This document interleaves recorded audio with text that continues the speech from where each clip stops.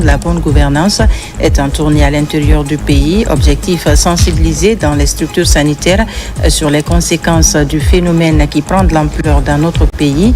C'est un prélude à la Journée internationale de lutte contre la corruption. Poursuite du projet de rénovation du stade du 28 septembre. Les techniciens de pelouse sont en ce moment à Conakry. Les graines du gazon naturel sont semées sur le site pour accueillir une loi votée à l'unanimité par les conseillers nationaux. Voilà pour les titres. Bonsoir à tous. Merci de nous rejoindre sur les antennes de la télévision nationale. À la une de l'actualité ce soir, Festival international du Djembé. Le coup d'envoi a été donné ce vendredi au Palais du Peuple. Des festivaliers sont venus de divers horizons pour participer à cette première édition. Un rendez-vous culturel de partage d'expériences présidé par Dr Dansa Kourouma, président du CNT. Compte rendu, adjudant-chef Aboubakar Kamano, correspondant de la presse militaire. Archi-comble, c'est la salle des congrès du Palais du Peuple de Conakry qui a servi de cadre au lancement officiel du Festival international du Djembé FIT Guinée 2024. Cet événement a démarré par une minute de silence observée à la mémoire des victimes du drame du stade du 3 avril de Zérékoré. Près de 200 festivaliers venus de 18 pays de l'Afrique et d'ailleurs prennent part à ce rendez-vous culturel multidimensionnel qui va durer 120 heures, soit 5 jours d'intense activité. La France, la Chine et le Maroc sont respectivement pays invités spécial, invités de marque et invités d'honneur de cette première édition dans son format actuel, en présence des autorités et autres grandes personnalités fortement mobilisées pour la cause, notamment le président du CNT, honorable Dansa Kourouma, le général Amara Kamara, ministre secrétaire général de la présidence de la République, Giba Diakité, ministre directeur des cabinets de la présidence, des membres du gouvernement, des responsables des institutions républicaines, entre autres, le directeur général du Centre international des percussions, a dans son discours souhaité la bienvenue aux hôtes de la Guinée au compte de ce festival. Mesdames et messieurs, je vous dis, au nom de son Excellence général Mamadi Doumbouya, président de la République, chef de l'État, chef suprême des armées, bienvenue à Conakry et bon séjour en République de Guinée. Ce festival n'est pas seulement une célébration de l'art de Djembé, mais également une vitrine de notre volonté de promouvoir la culture guinéenne sur le plan international. Il souligne notre engagement envers la préservation et la valorisation de notre patrimoine musical, tout en ouvrant la voie à la créativité contemporaine. Puis, l'honneur est revenu aux représentants des pays invités de tenir leur discours. Dans leurs interventions, ils ont mis en lumière l'excellence des relations de coopération entre leurs pays respectifs et la République de Guinée, avant de revenir sur les potentiels culturels, artistiques et écotouristiques de notre pays. Je vous remercie encore de nous avoir donné ce titre d'invité d'honneur, d'avoir invité la France à accompagner ce premier festival avec son ingénierie culturelle. Et je voudrais remercier ici tout particulièrement Nuit Métis et son directeur. Il y a aussi tous les artistes français qui vont se produire pour hybrider leur son au son africain. Et c'est toute la France dans sa diversité, puisqu'il y a même un groupe qui vient de la Réunion, qui est aussi en marge de l'Afrique. C'est aussi évidemment tous les professionnels de la culture qui sont ici et des industries culturelles, que ce soit Babel Musique, que ce soit RFI avec son directeur chargé des musiques, que ce soit évidemment Festival Bizarre, et puis aussi la Friche Belle de Mai. Voilà, c'est tout ça qui est ici avec nous ce soir pour vous accompagner, pour être au plus près des besoins de la Guinée. La présence du Royaume du Maroc aujourd'hui à Conakry s'inscrit dans le cadre des relations solides qui unissent le Royaume du Maroc et la République de Guinée, sous la conduite de Sa Majesté le roi Mohammed VI et son frère, le président, le général de corps d'armée, Mamadi Doumbouya. Ces relations bilatérales entre ces deux pays ont toujours été marquées par le respect mutuel et la coopération. Cet événement met en lumière la richesse et la diversité des trésors culturels, civilisationnels et artistiques de la République de Guinée, grand pays africain ami. Je tiens également à vous remercier chaleureusement pour l'accueil exceptionnel et l'hospitalité dont vous avez fait preuve à l'égard de la délégation marocaine. Cette initiative témoigne une fois encore des liens d'amitié exemplaires qui unissent nos deux pays sous la conduite éclairée des deux chefs d'État et reflètent la solidité des relations humaines qui les rapprochent. Je suis très honoré d'être ici. Je suis très content d'être convié en tant qu'invité spécial. Ça témoigne encore une fois de l'amitié entre la République populaire de Chine et la République de Guinée. Encore, ça témoigne une fois de plus l'amitié entre nos deux peuples. La culture est l'un des axes prioritaires du président de la République, le général Mamadi Doumbouya. Dans la dynamique de promouvoir le patrimoine culturel guinéen, de vendre la destination Guinée, terre de richesse et d'innovation, le ministère de la Culture, du Tourisme et de l'Artisanat met les bouchées doubles pour réussir cette mission. Conformément à la vision Simandou 2040, le ministre Moussa Moïse Silla et son équipe travaillent d'ardeur. Sur le terrain, les résultats sont tangibles et les perspectives augurent un lendemain meilleur. Excellence général Mamadi Doumbouya, président de la République, chef de l'État et son gouvernement qui est dirigé par M. Bahouri, accordent une place prépondérante à la culture dans le processus de refondation de l'État. Nous sommes heureux de constater que l'initiative suscite l'adhésion de plusieurs pays africains, américains, européens et asiatiques qui nous font l'honneur de participer à ce festival. Je voudrais ici saluer et souhaiter à tous la chaleureuse bienvenue et un excellent séjour parmi nous.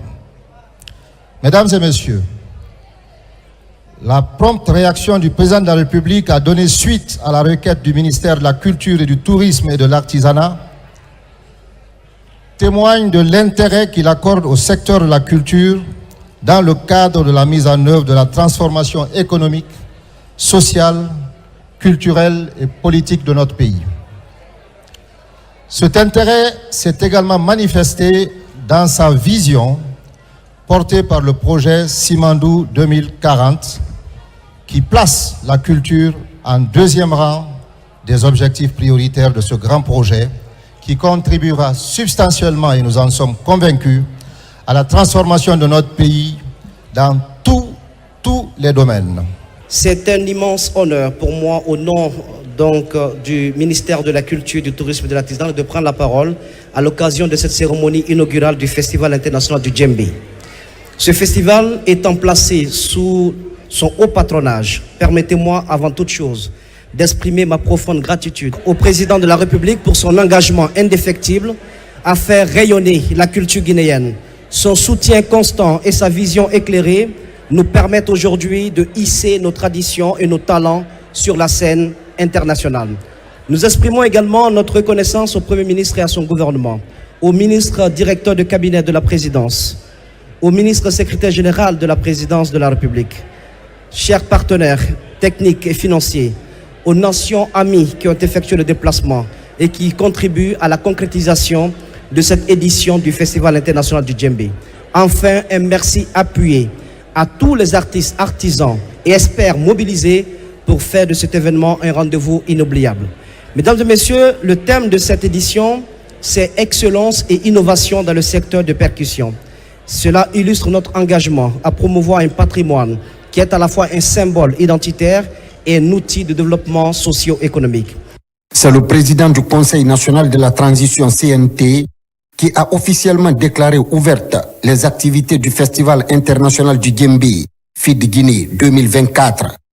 Depuis le 5 septembre 2021, notre pays a entamé sous le leadership du CNRD et de son président, le général Mamadi Doumbouya, un nouvel élan qui s'articule autour de 5 valeurs, à savoir la rectification institutionnelle, la refondation de l'État, le rassemblement, le redressement et le repositionnement. C'est évident pour moi que les initiateurs du présent festival international du Djembé sont dans cette logique de restauration et de redynamisation de notre culture ancestrale sous le label d'un instrument de musique qui n'est pas seulement qu'un simple instrument, mais la symbolique d'une histoire, d'un vécu, d'un tissu vivant de mœurs et de coutumes. Le djembé ou encore le tam-tam. Je suis heureux d'être à vos côtés pour encourager cette initiative et contribuer à sa pérennisation. Sur ces mots, mesdames et messieurs, distingués invités, en vos rangs, titres et qualités, je déclare, sous la vision, naturellement, de Monsieur le Président de la République et de Monsieur le Premier ministre, chef du gouvernement, ouvert officiellement ce festival international du djembé pour la postérité, pour que Dieu bénisse la Guinée et les Guinéens et Dieu bénisse tous les invités. Cette journée de lancement officiel du FID Guinée s'est achevée par des démonstrations de chants, de danses, de percussions et de slams. Animés par des groupes artistiques et culturels de la Guinée et de l'étranger, ils ont tenu en haleine et émerveillé l'assistance.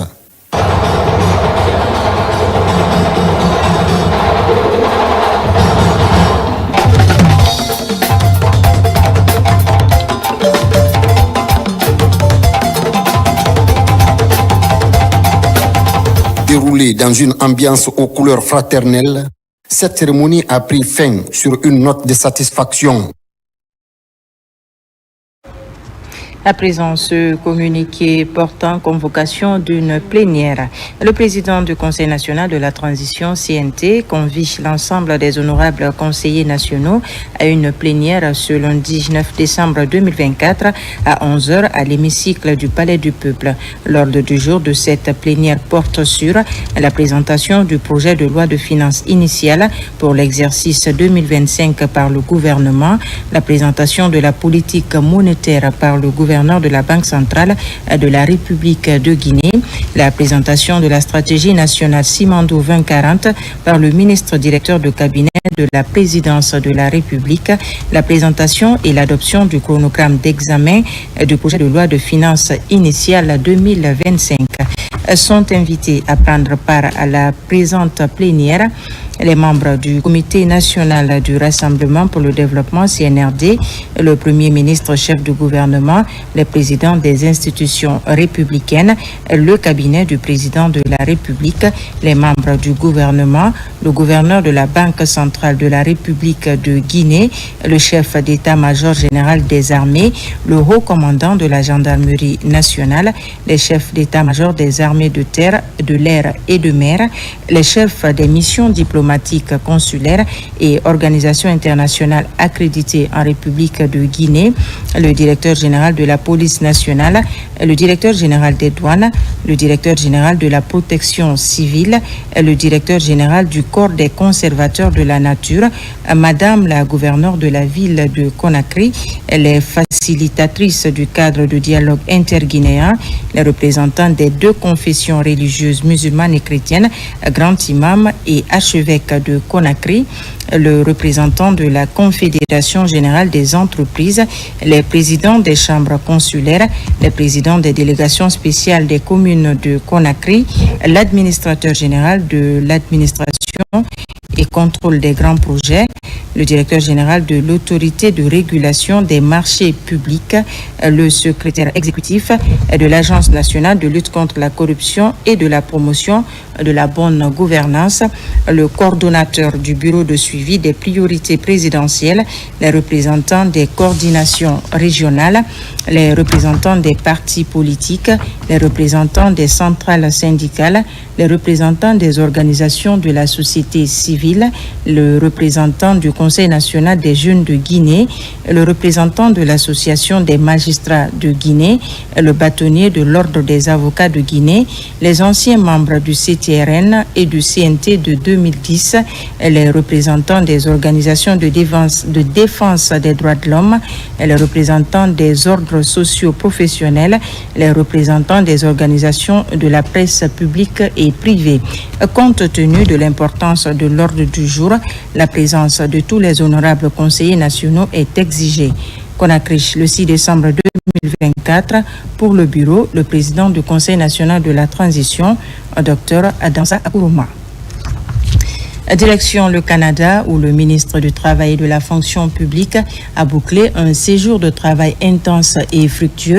Faya François Bouronneau a été reçu en audience par le ministre de l'Emploi et de la Solidarité, ainsi que par le sous-ministre des Relations internationales et de la francophonie du Québec. Les entretiens avec les deux personnalités ont porté sur plusieurs sujets, notamment l'octroi de bourses aux agents de l'État et l'appui à l'opérationnalisation de l'École nationale d'administration de Guinée. De retour du Québec, Mamadi Terna Kamisoko. La visite de travail du ministre Faya François Bouronneau au Canada, ce sont aussi les discussions de haut niveau avec les autorités québécoises.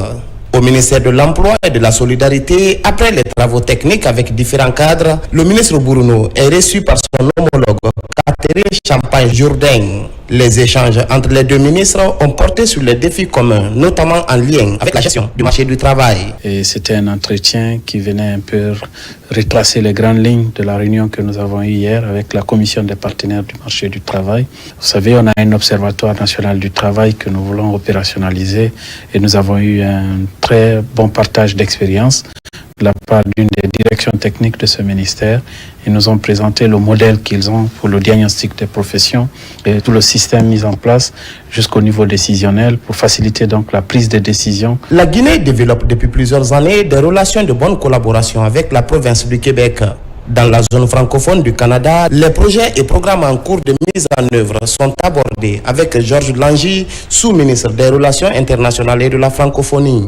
Une occasion pour la délégation guinéenne de solliciter l'accompagnement du Québec dans le cadre de l'obtention des bourses pour les agents de l'État et l'opérationnalisation de l'ENA de Guinée. Ces échanges avec les autorités du Québec ont touché également le régime des retraites.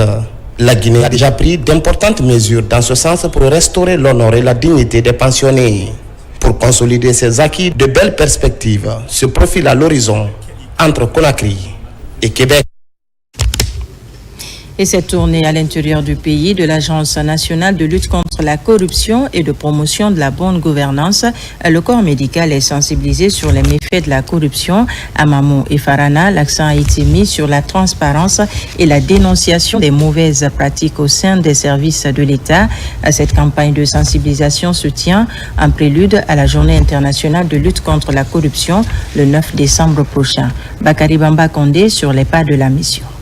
L'intégrité et le respect des normes éthiques sont les maîtres mots des sensibilisateurs dans ces capitales régionales. Une manière de faire changer certains comportements au sein des services publics, en particulier les structures sanitaires, et redonner de la confiance au public par rapport au bon traitement, selon la vision du chef de l'État, général Mamadi Doumbouya. Dans notre pays, et dans beaucoup de pays même, la corruption gangrène, parce que c'est devenu un fléau qui dégrade tout. Sensibiliser les gens de la santé et éventuellement d'autres secteurs vont bénéficier aussi de cette même sensibilisation pour garantir la promotion de la bonne gouvernance. Les autorités judiciaires encouragent la démarche et appellent à l'utilisation des différents canaux de dénonciation pour favoriser l'éradication de ce fléau. Partout dans le monde, cette question est d'actualité. Elle vient sous plusieurs formes que les justiciables ne connaissent pas. Donc il y a toute une panoplie d'infractions qui rentrent dans ces thèmes de corruption que nous avions appris et que nous donnons l'engagement de combattre. À l'instar des autres villes, l'ANLC a fait le tour de certains chantiers administratifs et écoles de santé des régions de Mamou et Farana pour toucher du doigt les réalités liées au retard des travaux, des conditions d'études et du respect de l'engagement des entreprises contractantes en fonction des principes anticorruption. La diplomatie. La Guinée reprend ses relations diplomatiques avec la Suède. Plus qu'une simple reprise, il s'agit pour les deux pays de repartir sur de nouvelles bases et relancer une vieille amitié. En remettant ses documents d'accréditation au roi de la Suède, le diplomate guinéen lui a annoncé ses intentions de bâtir une nouvelle forme de coopération bilatérale entre Conakry et Stockholm. Le point avec Makeme Donzo. La Suède, un des pays de sa juridiction diplomatique, où l'ambassadeur Aliou Bari est reçu pour la présentation de ses lettres de créance. En remettant ses documents d'accréditation à Sa Majesté le roi Charles XVI, le diplomate guinéen met l'occasion à profit pour transmettre les messages d'amitié et de fraternité du président de la République, le général Mamadi Doumbouya. La Suède et la Guinée ont une coopération bilatérale qui remonte à plusieurs décennies. Et l'un des défis majeurs pour l'ambassadeur Bari est de relancer cette coopération sous toutes ses formes, conformément aux exigences du processus de refondation en cours dans notre pays. Aujourd'hui, j'ai eu le grand honneur et le grand privilège de présenter mes lettres de créance à Sa Majesté Charles XVI de la Suède. Je lui ai transmis les salutations chaleureuses du chef de l'État, son Excellence le général Mamadi Doumbouya. Comme vous le savez, son Excellence Dr Maurice Sanda Kouyaté, ministre des Affaires étrangères, tient à la mise en œuvre intégrale de la politique extérieure du chef de l'État. Aujourd'hui, je suis à Stockholm et j'ai présenté à Sa Majesté Charles XVI les réformes engrangées par la Guinée depuis 3 ans. Je lui ai également présenté le méga projet minier Simandou 2040, qui est la vision du chef de l'État, son Excellence le général Mamadi Doumbouya, pour moderniser la Guinée, pour développer la Guinée, pour améliorer les conditions de vie de la population guinéenne. Cette cérémonie est le point de départ d'un renouvellement de coopération qui sera basé sur des échanges bilatéraux fructueux dans les domaines de la pêche, des télécommunications, de la santé ou encore de l'environnement. La Guinée et la Suède ont eu dans le passé d'excellentes relations diplomatiques qui se sont étiolées dans le temps. Et en retour, Sa Majesté Charles XVI a mentionné avec satisfaction avoir constaté qu'effectivement qu'il y a eu des progrès en République de Guinée. Et donc cette marque de reconnaissance témoigne de la volonté de deux chefs d'État à améliorer, à renforcer l'axe de coopération Conakry-Stockholm. L'autre enjeu de cette présence désormais effective et officielle de la Guinée en Suède est la prise en compte des ressortissants guinéens qui vivent dans ce pays ami. Très proche de ses compatriotes, l'ambassadeur extraordinaire et plénipotentiaire Aliou Bari doit veiller à leur unité et leur participation au processus de refondation en cours en République de Guinée. Le ministre des Mines et de la Géologie a présidé la clôture des travaux de l'atelier de présentation sur le rôle du Laboratoire national de la géologie dans la détermination de la qualité et de la valorisation des ressources minières en Guinée. L'objectif était de présenter les acquis et les perspectives du laboratoire après l'incendie sur les installations. Moussa Komara pour les explications. Ce rendez-vous de 2 jours a permis à ces acteurs du secteur minier de comprendre le rôle du Laboratoire national de la géologie dans la détermination de la qualité et la valorisation des ressources minières en Guinée. Il faut noter que c'est l'article 198 qui impose que toutes les sociétés minières en République de Guinée fournissent leurs échantillons au Laboratoire national de la géologie pour en sortir des résultats certifiés. Donc ces résultats certifiés sont utilisés notamment par la Direction générale des impôts et la Direction générale des douanes pour le calcul des taxes et entre autres. Ce que nous sommes en train de faire aujourd'hui, c'est un cadre d'échange, de rappel, ce que chaque entité, chaque partie a engagé dans les obligations des conventions que nous avons signées, ce que chacun doit faire. En décembre 2023, le Laboratoire national de la géologie a été affecté par l'incendie des Kaloum. Une année après, il connaît une avancée significative en termes d'analyse et d'échantillonnage des minerais.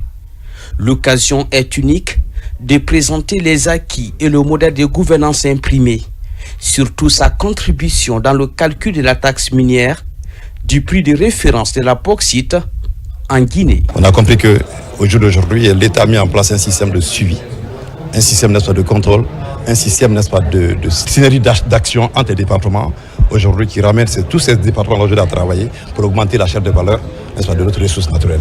Le gouvernement guinéen espère avoir un secteur minier exemplaire, résilient et compétitif. Doter le laboratoire d'un statut particulier pourrait être bénéfique pour amener les partenaires miniers à respecter leur engagement vis-à-vis de l'État. Nous demandons leur accompagnement pour d'abord renforcer le statut du laboratoire en mettant à leur disposition un CA et après, maintenant, les demander de faire comme la douane ou les impôts par rapport à la contribution financière dans le trésor public. C'est extrêmement important de doter le laboratoire national de géologie de moyens humains, moyens financiers, mais encore plus, beaucoup de formation. C'est le seul moyen de challenger les évaluations qui sont faites par les industriels, c'est-à-dire par les sociétés minières. Cette deuxième session a tenu toutes ses promesses. Elle a été ponctuée par cette visite guidée sur les installations du laboratoire national de la géologie, 6 à la minière. Et puis, chez les acteurs de mise en œuvre du projet de gestion des ressources naturelles minières et de l'environnement étaient réunis à Kindia. Ils ont passé en revue le bilan des activités réalisées cette année et projeté celles de l'année prochaine. Plus de détails avec ça à Marathon. C'est le deuxième comité de pilotage du projet de gestion des ressources naturelles minières et de l'environnement au compte de l'année 2024. L'exercice consiste à évaluer les activités réalisées cette année dans la mise en œuvre de ce projet et à planifier celle de l'année 2025. Les résultats de cette deuxième session sont nombreux et importants. Premièrement, le PTBA 2024 a été exécuté à plus de 60% et à la fin du mois de novembre. Et nous estimons que ce résultat va être substantiellement amélioré avant la fin du mois de décembre parce qu'il y a beaucoup de paiements en instance qui vont être faits. La deuxième chose, c'est que beaucoup de dossiers de passation de marché ont avancé et aujourd'hui, on peut se dire que au moins une dizaine de contrats sont en position d'être signés et dont l'exécution pourrait démarrer avec le début de l'année. Si cette revue à mi-parcours a enregistré des résultats satisfaisants dans l'exécution du projet, des efforts restent à fournir pour l'atteinte de tous les objectifs. En général, les activités sont pertinentes, mais les directions peut-être n'ont pas bien perçu comment déployer ces activités. Donc, il faut qu'on s'assure que les thèmes de référence sont de bonne qualité et élaborés à temps. Il faut qu'on s'assure que le processus il y a une itération, un travail conjoint qui a été fait avec les experts de la Banque mondiale d'un côté, nos directions techniques de l'autre côté et les experts qui nous accompagnent. On avait un taux de décaissement très bas, autour de 10%. Et suite à quelques améliorations en 2023, on est autour de 61% aujourd'hui.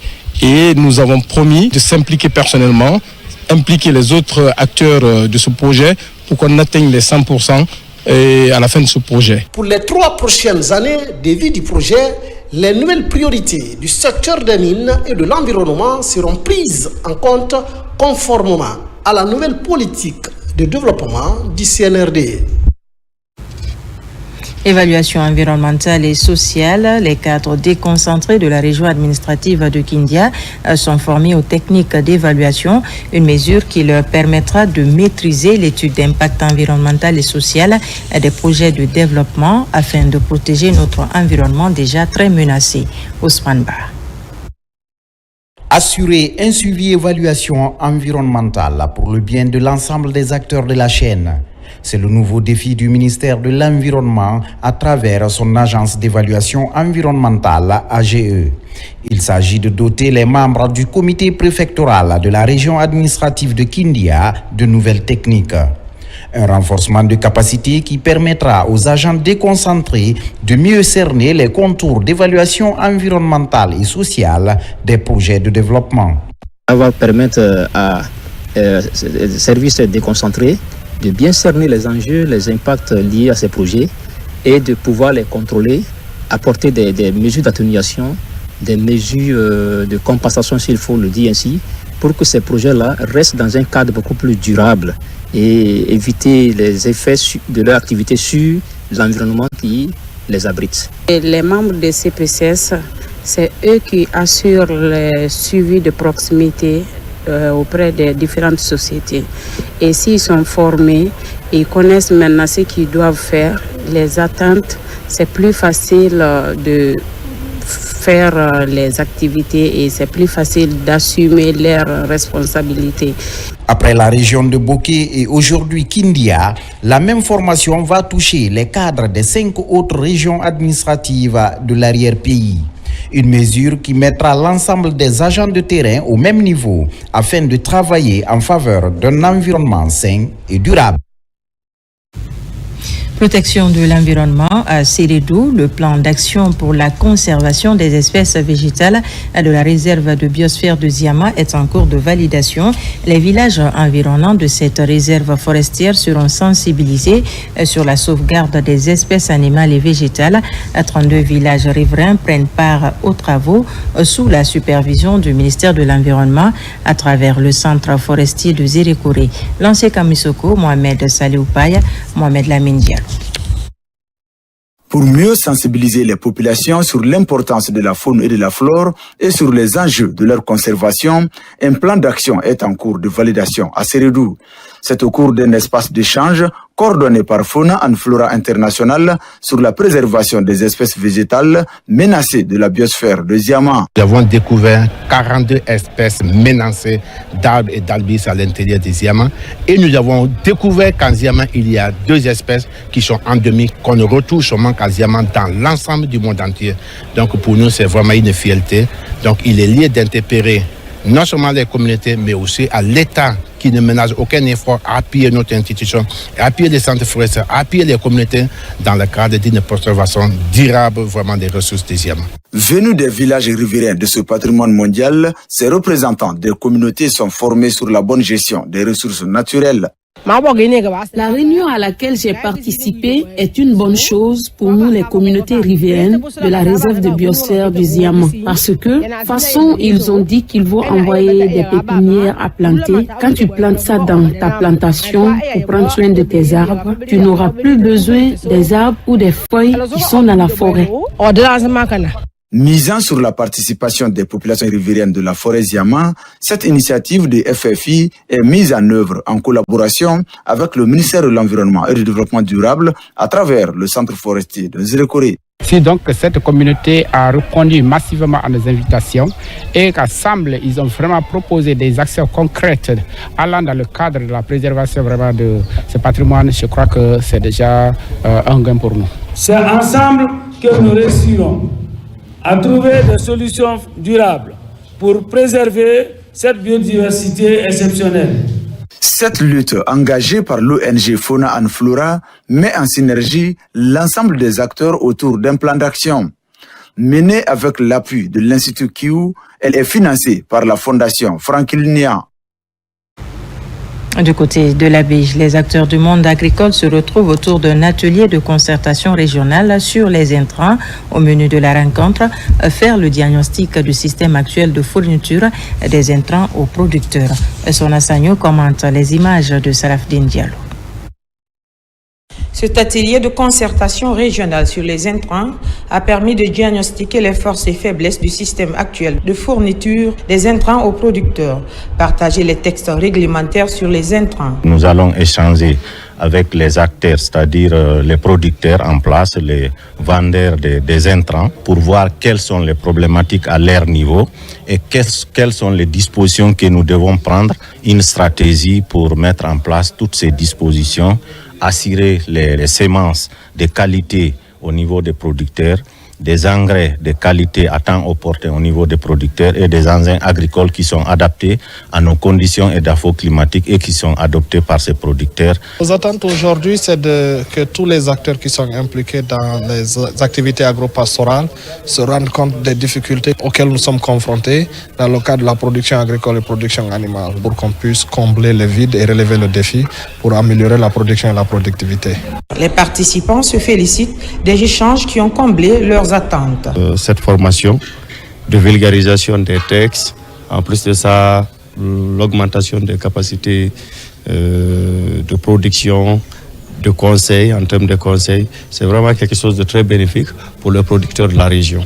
Cette formation-là m'a beaucoup réveillé de me faire comprendre que vraiment on ne doit pas vendre n'importe comment des produits. Il faut vendre des produits réels. Les directeurs préfectoraux de l'agriculture et de l'élevage prennent l'engagement de restituer à leur retour ces acquis aux autres acteurs de la chaîne de production. Il y a des tests de loi qui existent sur toute la chaîne de ces intrants que ces producteurs ne connaissaient pas. Et donc ceux qui sont avec nous, ils vont nous servir de paysans relais afin de sensibiliser aussi les autres producteurs et tous ceux qui sont vraiment dans la filière des intrants agricoles. Cet atelier régional de concertation sur les intrants tenu à la baie a regroupé tous les acteurs de la chaîne de production des régions de la baie et Mamou.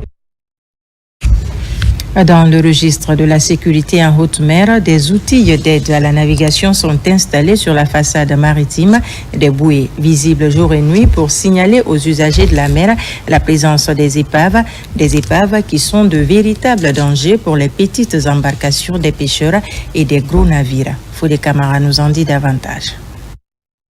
Derrière cette image d'une mer tranquille se cachent des épaves.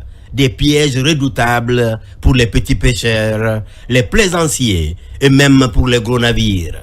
Pour minimiser les risques susceptibles de provoquer des naufrages, des décès et des cas graves de blessures, l'ANAM, Agence de navigation maritime du ministère des Transports, a engagé un travail d'alerte de la communauté portuaire et maritime par l'installation des bouées, des outils d'aide à la navigation pour signaler la présence des épaves aux différents usagers de la mer. C'est une recommandation de l'OMI. L'OMI, c'est l'Organisation maritime internationale qui avait instruit tous les États de nettoyer l'espace maritime. Et du côté de la Guinée, on a dénombré 59 épaves qui sont dans nos eaux. Donc cela nous a poussé à baliser les épaves pour éviter qu'il y ait d'abord la collision et pour assurer aussi la sécurité des personnels navigants. Les épaves sont des dangers à baliser pour éviter d'éventuels accidents. Pour relever ce défi, ces bouées sont visibles jour et nuit. En plus de sa couleur très vive, la nuit, la bouée reflète la lumière. En plus, elle est dotée d'un système de géolocalisation. Ces bouées sont dotées d'un système de GPS et il y a un système de contrôle. À travers ce système de contrôle, on peut voir si la lumière elle est éteinte, comment la bouée fonctionne. Et c'est répertorié sur une carte de navigation maritime. À travers cette carte de navigation maritime, le navigateur peut se rendre compte, à partir de son petit écran, il y a une épave quelque part et c'est balisé, c'est déjà signalé par une bouée. Tout au long de la façade maritime, 59 épaves sont répertoriées.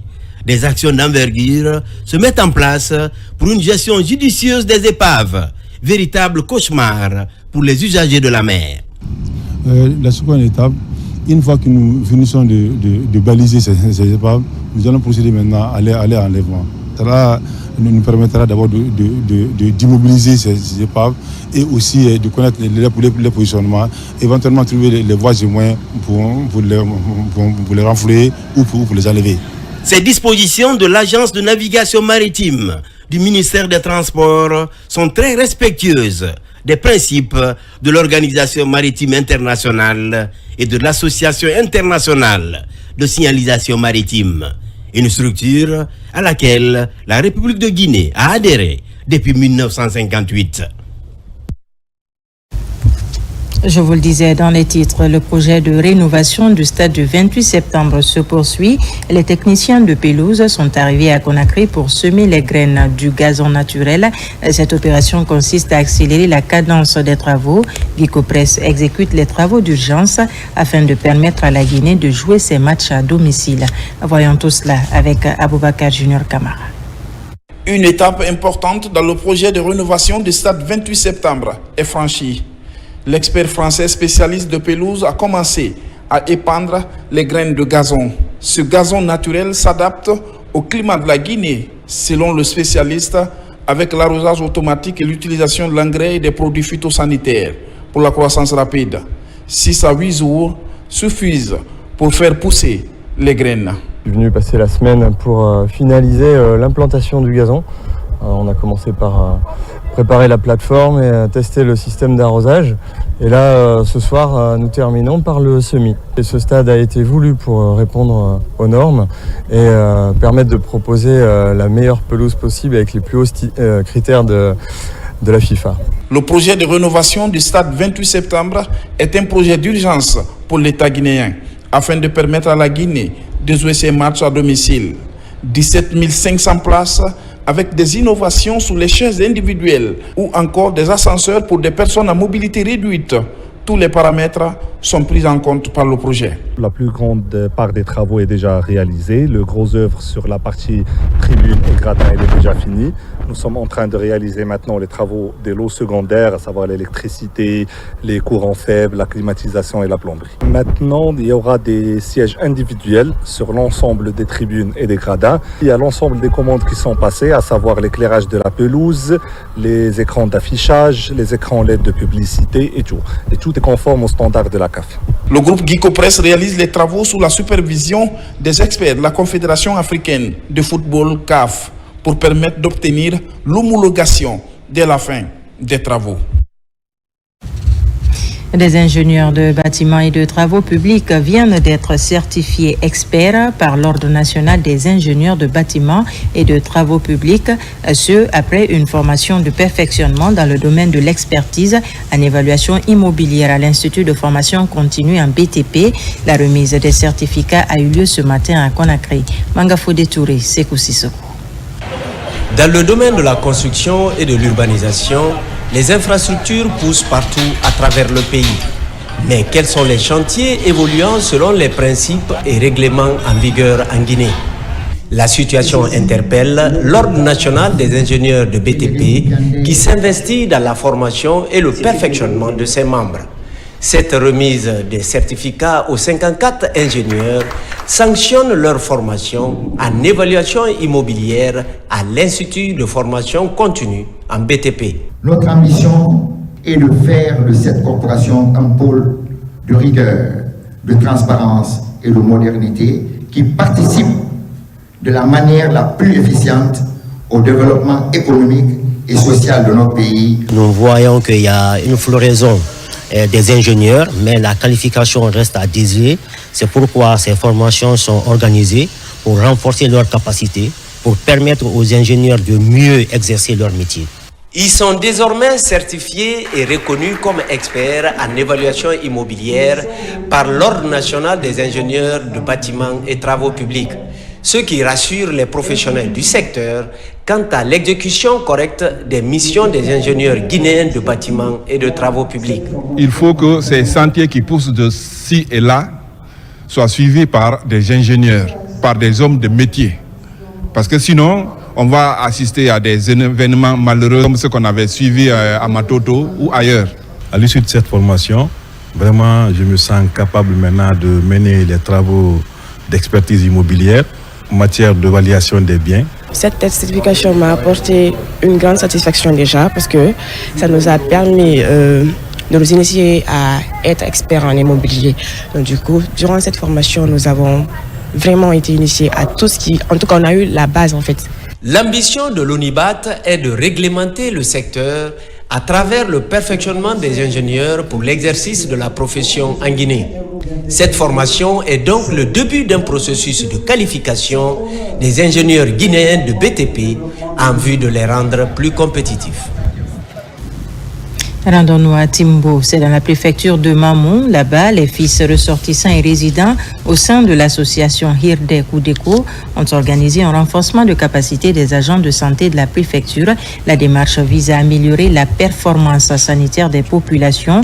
Plusieurs notions liées à la médecine générale ont été abordées au cours de ces journées d'échange. On retrouve sur place Abdoulaye Diallo et Mamadou Patibalde.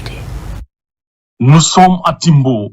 Comme chaque année, l'association Hirde Koudeko marque les esprits des populations de la localité. En plus des soins et des médicaments gratuits qu'elle offre, les capacités des agents des différents districts sanitaires de la préfecture de Mamou sont également renforcées.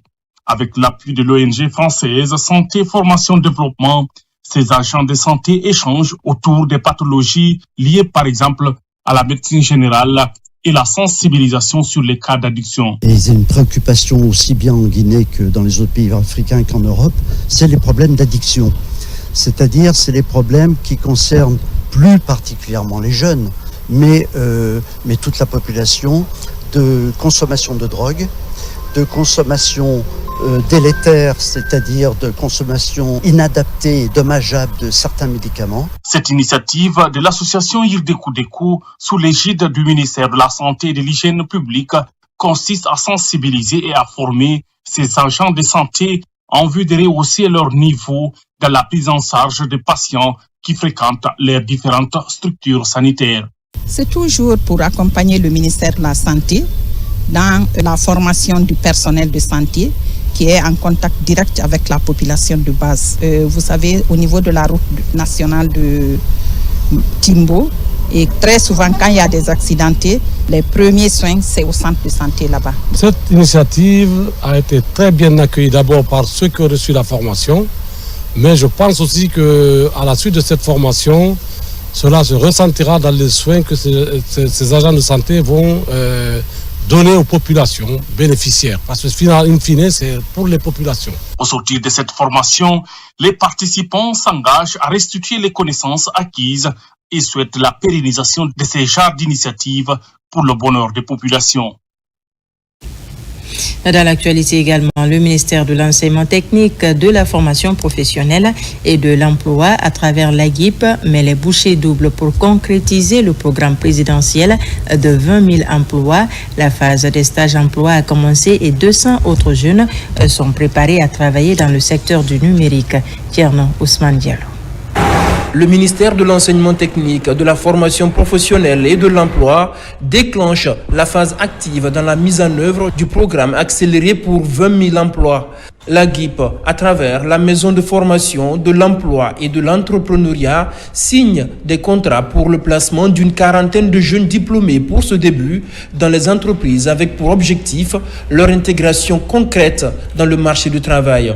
Il y a une mission qui nous a été confiée par M. le Président de la République, le général Mamadi Doumbouya, qui porte sur un programme qu'on appelle le programme accéléré pour l'emploi et qui vise entre autres à aider à la création de 20 000 emplois. Et les instructions que nous avons reçues de Madame la ministre de l'Enseignement technique, la formation professionnelle de l'emploi, c'est d'œuvrer pour l'atteinte de cet objectif. Ces jeunes vont bénéficier d'une nouvelle expérience professionnelle qui va donc booster leur employabilité. Pour aider les jeunes à développer des compétences professionnelles en lien avec les besoins du marché du travail, la GIP diversifie par ailleurs ses partenariats avec le cabinet Performance Guinée. De nouvelles opportunités sont décrochées en faveur de 200 jeunes dans les métiers du numérique. Ça a été toujours notre combat, ça a été toujours notre ambition d'être liés, c'est-à-dire à cette activité, d'envoyer les jeunes sortants dans le monde professionnel, leur expliquer un peu la différence et les méthodes à suivre pour aller du monde académique au monde professionnel. Et la convention est venue juste renforcer et formaliser quelque chose qui existait déjà entre l'AGIP et le cabinet Performance Guinée.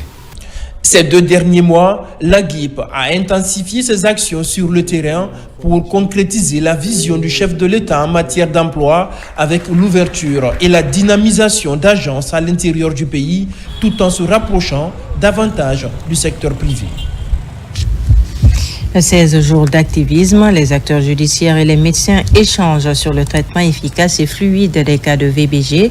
C'est pour le compte du projet Libre, entendez, lutte contre l'impunité des auteurs des violences basées sur le genre afin de renforcer l'égalité de genre en Guinée, financé par l'Union européenne. Pendant 3 jours, ces acteurs vont chercher à corriger les imperfections existantes dans leur collaboration. Dina Boubari. Les acteurs de la chaîne pénale et les médecins se sont réunis autour de la question des violences basées sur le genre VBG. La rencontre, qui a rassemblé 18 participants, comprenait des magistrats, des avocats, des officiers de police judiciaire, des médecins légistes et des assistants juridiques. Cet événement s'inscrit dans le cadre des activités de la quinzaine des droits humains et des 16 jours d'activisme dont le thème cette année est riposter et se reconstruire après les violences. Le problème, c'est que chacun est un peu cantonné dans son rôle et ne comprend pas toujours, on n'est pas toujours informé des difficultés que peuvent rencontrer les autres corps de métier. Par exemple, nous venons de parler d'un cas où les médecins légistes n'ont pas répondu selon l'OPJ suffisamment rapidement à leur demande pour examiner la victime, de telle sorte qu'ensuite leur dossier ne peut avancer de manière satisfaisante puisque les preuves n'ont pu être recueillies à temps. C'est intéressant, très éducatif parce qu'on a eu des multiples cas qu'on rencontre dans les hôpitaux. Maintenant, dans la participation, on a eu des juristes, des avocats, chacun a donné son point de vue et leurs difficultés. Les acteurs judiciaires et les médecins jouent chacun un rôle crucial dans la recherche de la vérité sur les violences faites aux femmes et aux filles. L'objectif des organisateurs est de favoriser une synergie d'action entre ces différents acteurs. Nous avons constaté que c'est l'impunité qui encourage la prolifération des cas de VBG en Guinée. Donc c'est pour ça que le projet s'attaque à ça.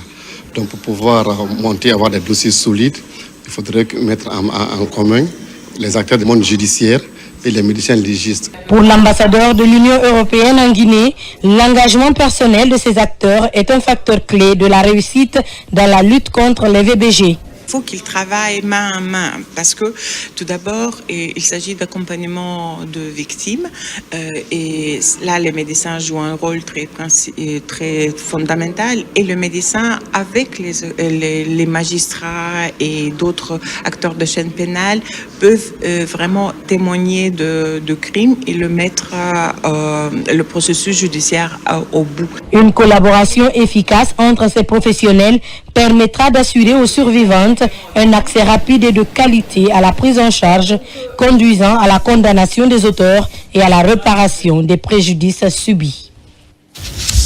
Et c'est parti pour le salon de la bijouterie guinéenne. Cet événement, qui est à sa première édition, a connu la participation des bijoutiers venus de plusieurs localités du pays. La rencontre, qui va s'étendre sur 3 jours, vise à faire la promotion de ce art peu valorisé dans le pays. Reportage de Tierno Maoufba. Dans ce stand, la créativité des bijoutiers guinéens est exposée. Tous les genres de bijoux attirent les visiteurs et acheteurs. Le salon de la bijouterie guinéenne est une vitrine de promotion de ce corps de métier de l'artisanat guinéen.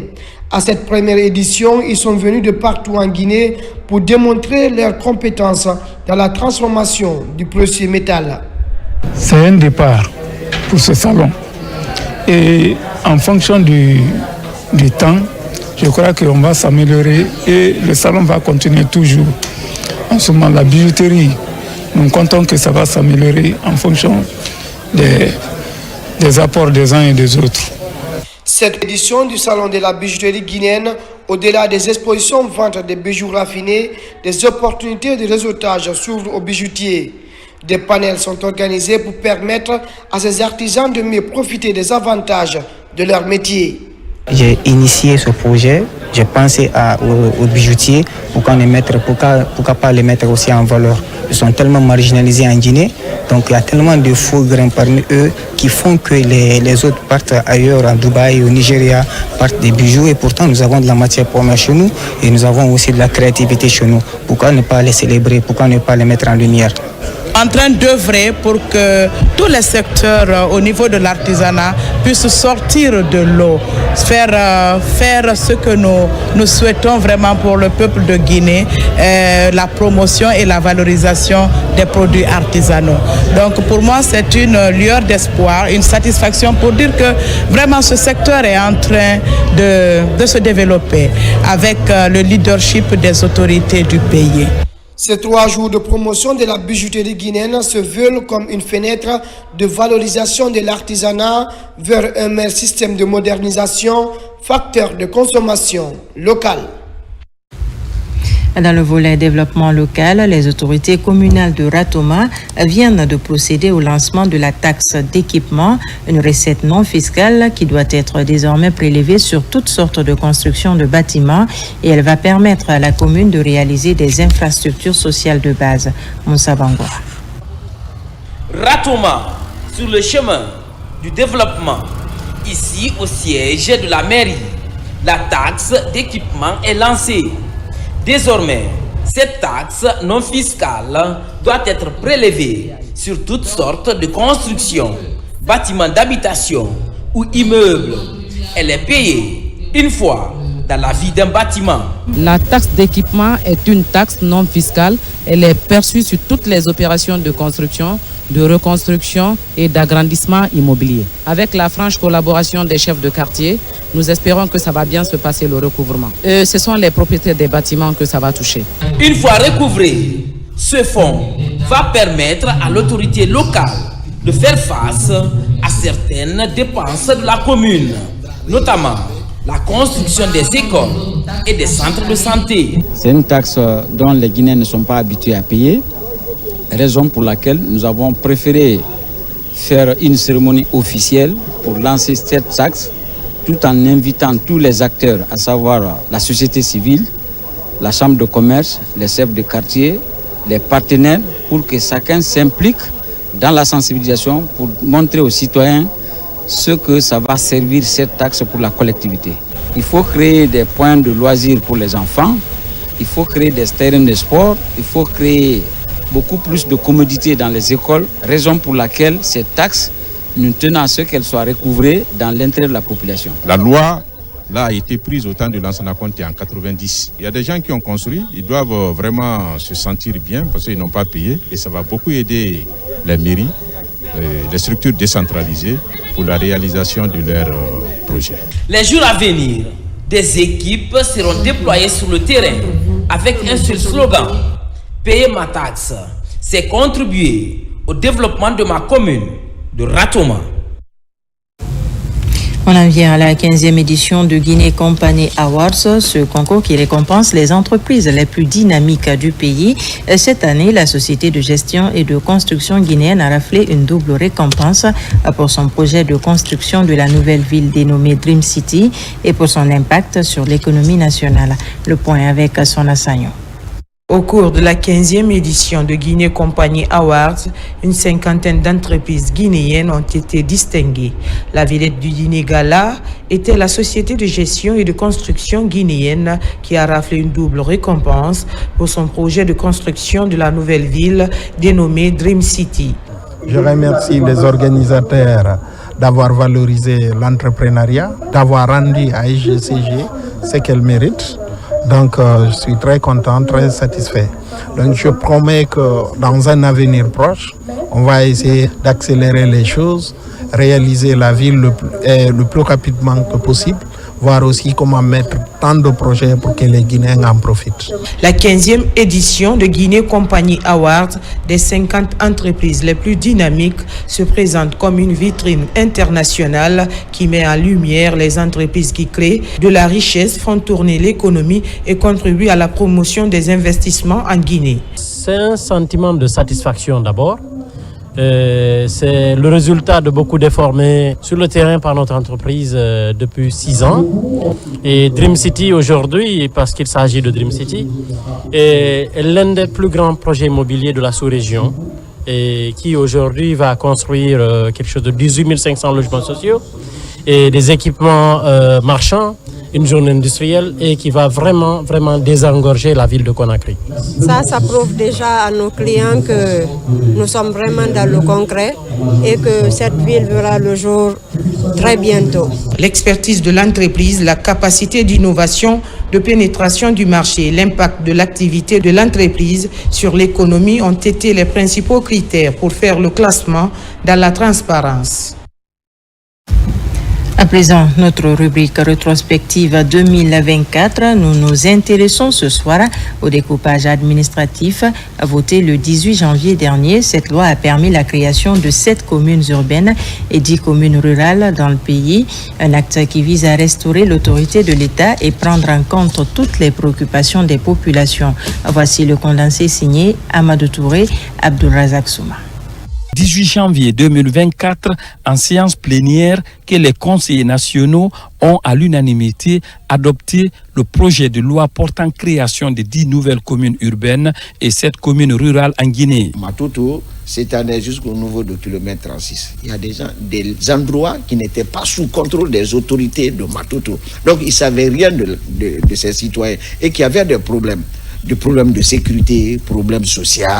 Voilà. Donc, il faut créer d'autres communes pour être plus proche des citoyens. Selon les spécialistes du ministère de l'administration du territoire et de la décentralisation, ce travail de découpage administratif vise à rapprocher les services sociaux de base aux populations qui souffraient de la grandeur de certaines communes de la capitale. Ça nous permet de connaître plus facilement donc, tout ce qui se passe dans les différents quartiers, dans les différents secteurs et les différents carrés, pourquoi pas dans les ménages. Et ça permet aussi aux citoyens de la commune d'avoir la facilité d'accès aux différents services qui doivent se mettre à leur disposition. Suite au découpage, nous sommes passés de 6 communes à 13 communes à Conakry, soit 7 nouvelles créations dont l'ensemble loge dans les bâtiments non appropriés. Pour résoudre ce problème, l'État sur fonds propres a, à travers cette signature de l'Agence nationale de financement des collectivités ANAFIC, lancé la construction des sièges des nouvelles communes. Nous allons accompagner, à partir de cette signature, les communes de Conakry.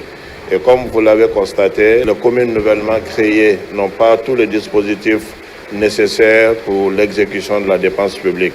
Et c'est pour cela que cette convention a été signée pour pouvoir faire la délégation de maîtrise d'ouvrage à la ville de Conakry au bénéfice des collectivités nouvellement créées. Après l'acte de création des nouvelles communes, le gouvernement a jugé nécessaire de lancer la formation des 3022 membres des délégations spéciales, dont la plupart venus d'autres secteurs socio-professionnels. Les thèmes ont porté sur l'organisation et le fonctionnement des collectivités locales. Ce nouveau découpage administratif concerne les communes de Matoto, Ratoma, Manea et Dubreka en 10 communes urbaines contre 7 nouvelles communes rurales créées dans les préfectures de Sigiri, Kouroussa, Bela et Gekedou.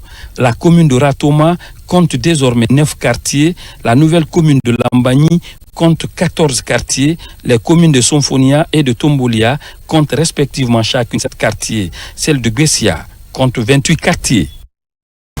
Voilà qui m'a fait à ce journal. Merci de nous avoir reçus chez vous. L'actualité se poursuit sur notre site le www.rtgguinée.info. On se retrouve demain pour une nouvelle session d'information de la Guinée, notre paradis, terre de richesse et d'innovation. Bonsoir.